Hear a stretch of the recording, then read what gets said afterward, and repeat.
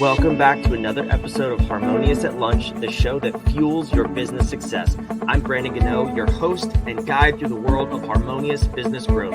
Today, we're unlocking powerful strategies with industry experts to help your business thrive. If you're a business owner, entrepreneur, or executive, you are in the right place.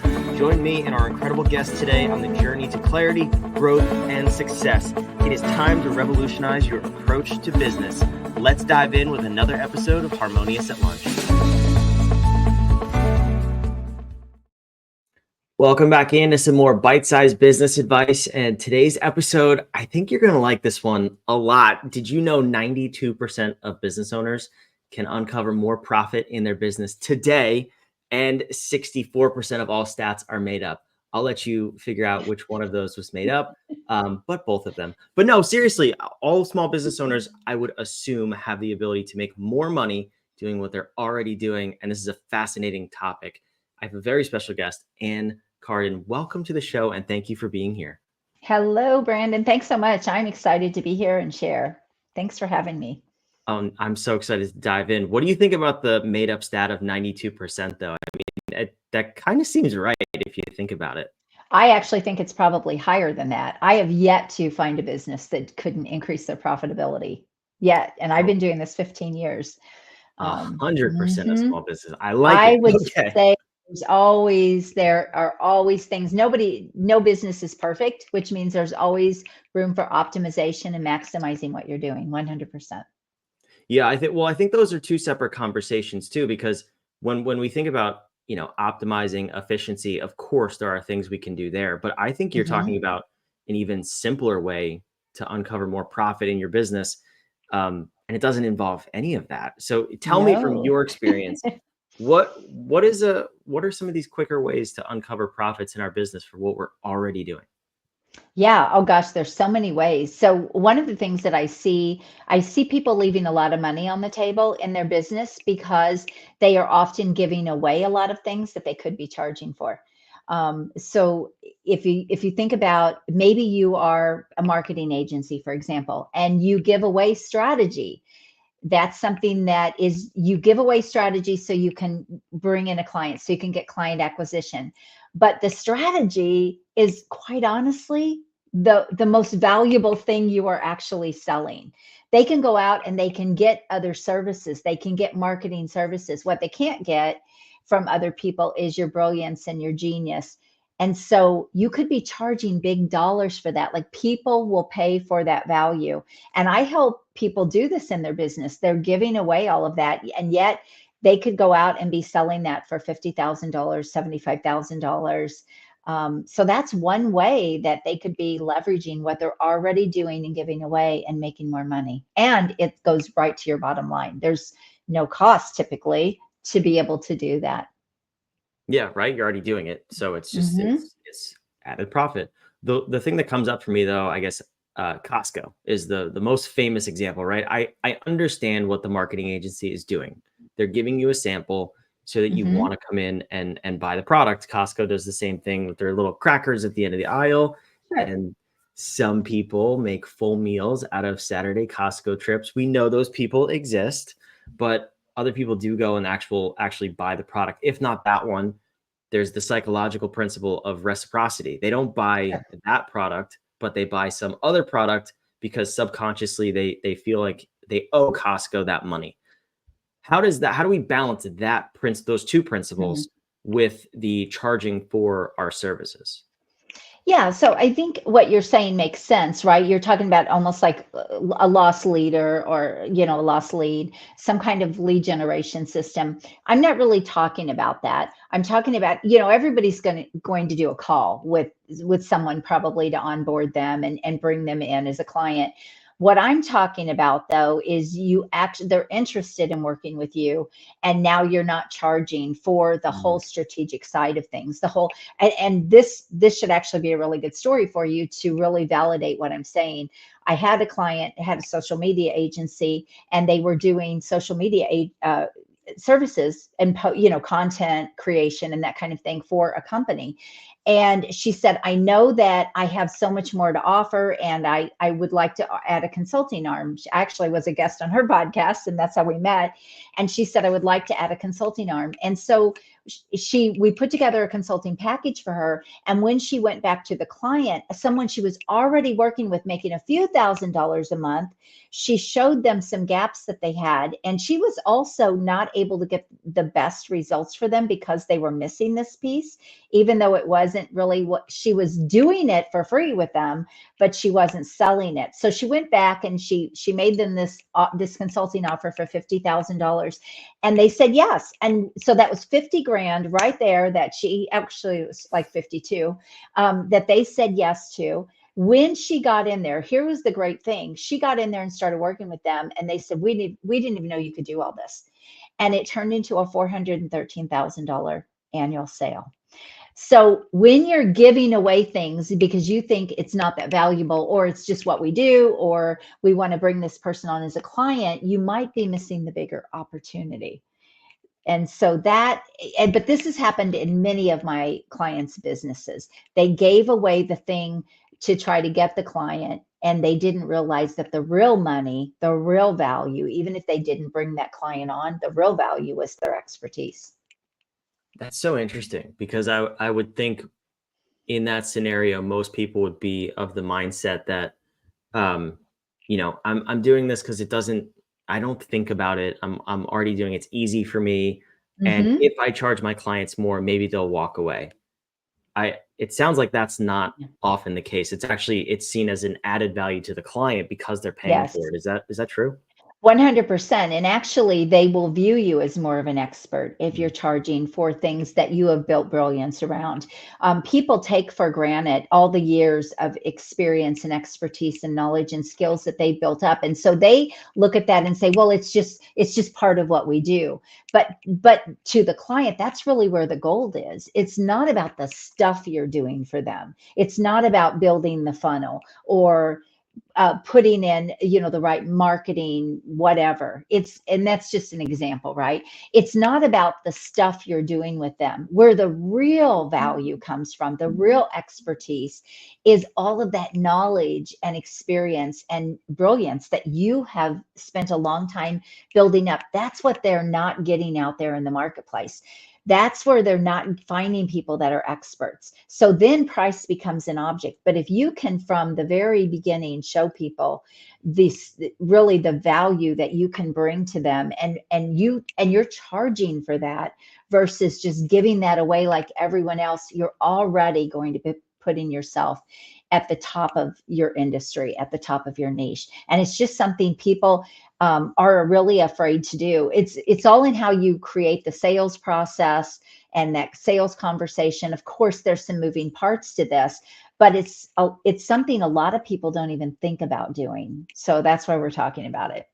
Yeah, I love it. And I'm also thinking, that's a great example, but you go into companies and you help them identify where some of these hidden opportunities could be. What else Mhm. are you looking for, whether it's service-based, business, product-based? I don't know if you work with a mix of people, but what are some of those key markers that there's a profit to be had? Yeah, I think there's a lot of different areas you can look at. So when I did this for a lot of years with small businesses, I would go in and we would look at here's another example talking about what you could charge for that you don't. So years ago, this was, I don't know, 15 years ago, I worked with a plumbing company, and they were using service calls as a loss lead. Okay, if we go out and we do a service call and we give this to people free, we're going to get more calls, but every call that they went on was costing them 25 and $30. And all the money that they were leaving on the table by not charging. Now, again, this was 15 years ago. But one of the things that we did was we put a service call fee in place, and that was refunded back to the client or the customer if they decided to hire that company once they came out. If they didn't, they just paid for the service call and moved on. And what they got was more serious people. They got people that were more serious, had the money, and so they got better customers. So that's another example. But there are a lot of other places that I can look at too. What is your close ratio for sales? Are you upselling? That's another thing. You're already in front of a client. Are you upselling? them? Is there something else they need that you could be selling to them, and it's not taking you any more effort or work? You're already in front of them. Going back even to clients that you've worked with in the past, what else do you have that they might need?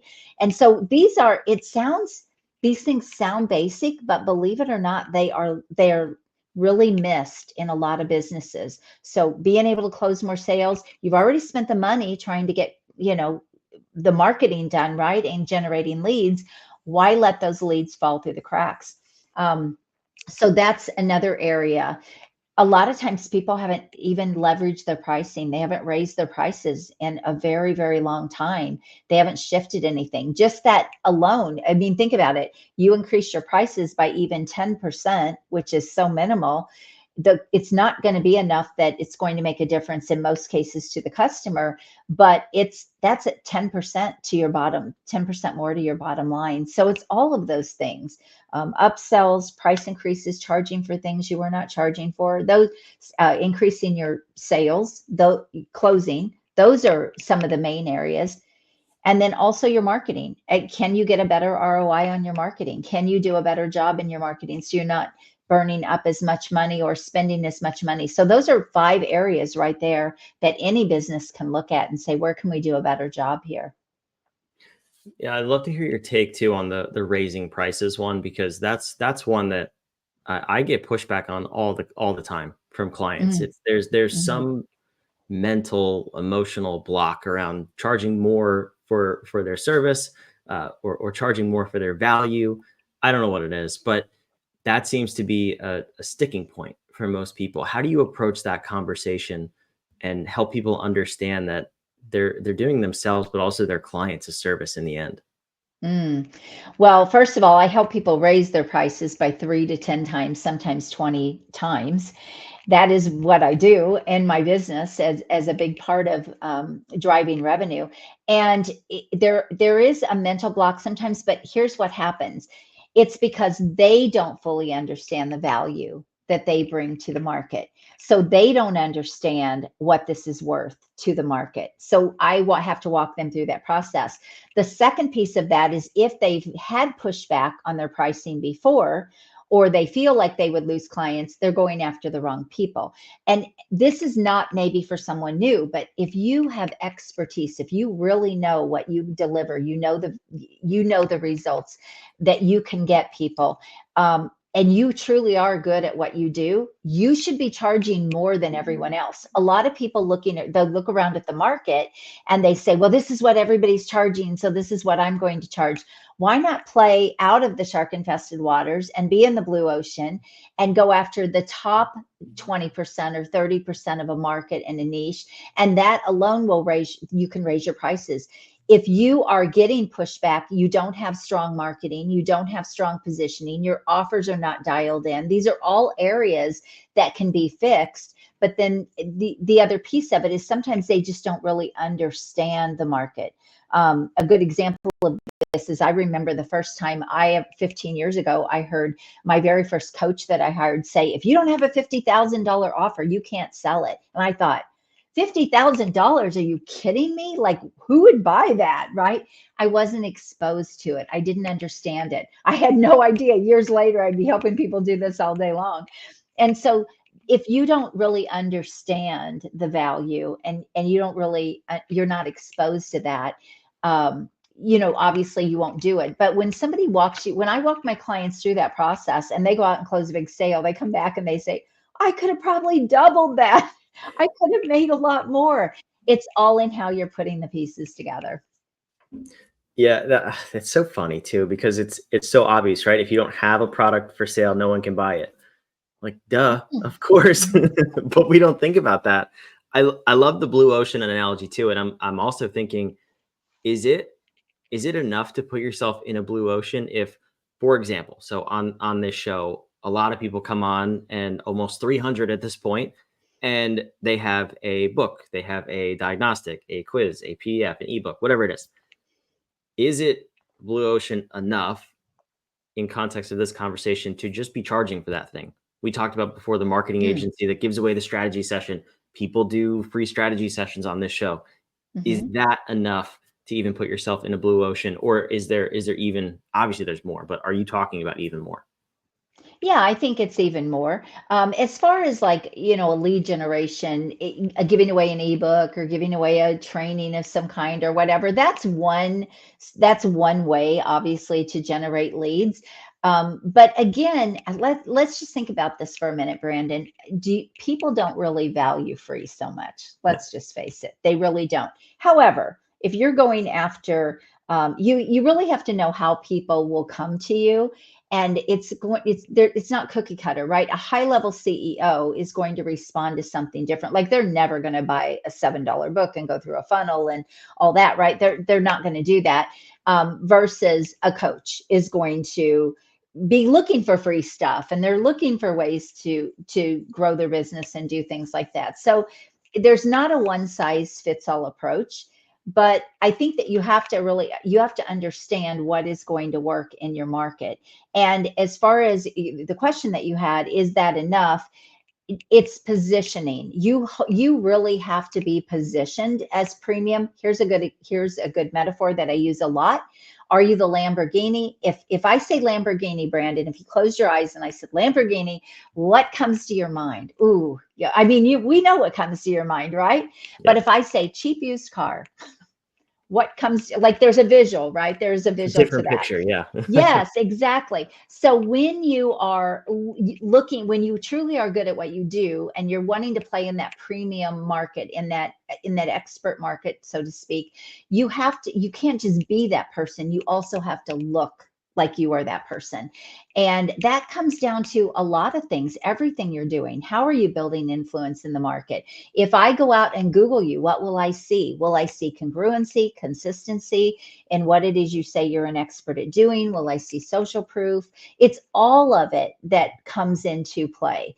And a lot of people try to be an expert, but I can go Google them and I'm like, not really seeing that, right? And so what it does basically is it lowers their credibility. It doesn't raise their credibility. But we're in a, oh my gosh, the tools and the resources that we have today that, I didn't have 33 years ago building businesses. It can really help small people play at a top level with big companies, because we have so many resources and tools available. What you really need is a great strategy behind what you're doing so that you can accomplish what you're trying to accomplish.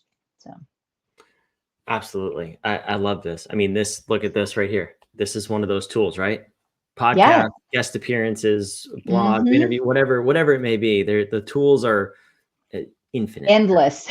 Yeah, it's unbelievable. Yeah. Um, and I love this conversation. This is it's a unique take on something that, like you said, it's right under your nose, right? All Hmm. business owners, we can make these tiny little tweaks and add more to our bottom line. And how much easier Yeah. is that than having to worry about making more sales or getting more leads? It's Yeah. potentially Yeah. right under your nose. Yeah. I mean, I believe everybody can have something that's premium that they can sell. And I teach people a top down approach. So you're going to position yourself for the high thing. You're going to position yourself for the best clients. You're going to position yourself to sell your biggest offer. And then everything else, it doesn't mean that's all you have. Everything else can be a downsell. Do you know how much easier it is to downsell people, Brandon, than it is to upsell people? It is way easier. Okay, you can't buy my $100,000 thing. Guess what? I have this, or I have this. And so that's the way I teach my clients to build. I help them back build, and not a lot of people start low and then, oh, let's start down here and then let's, ascend people. I teach the opposite approach. But you have to get positioned that way so that you do look like the Lamborghini. So when people come to you, they know you're not the cheapest thing around, and they know that you are but they also have this perception that you're probably the best. Best quote I ever heard: if you're the cheapest, you're not going to be the best, and if you're the best, people would not expect you to be the cheapest. And I think that's such a Yep. great, I don't even know where I heard that, but it's so true. Well, I heard it here. Credit to you. And I did not come up with that individually. I don't know where I heard it, but it's so true. It is just yeah. so true. No, I love it. And this is fabulous. Where can the listener connect with you, learn more about you, and and see how you can help them grow their business. Yeah, well, you can Google me. You can go to my YouTube channel. You can find me on LinkedIn. I have all kinds of stuff out there, but I have some free resources on my website. Or if you'd like to book a call because you like what I'm talking about, you would love to do something like this, go to acarden.com and just book a call with me, book a strategy call. We'll get on there. We'll see what your opportunities are and talk about how we can work together. I love it. And thank you so much for being here. Thank you. It's been a pleasure. For those of you watching, listening, wherever you are, first and foremost, all of the links, every way to connect with Ann down in the show notes and description below. And subscribe. Hit that red button, please, so we can have you back tomorrow on the next episode of Harmonious at Lunch. We love putting these episodes out 5 days a week so we can help you build a more harmonious business and life. We'll see you tomorrow.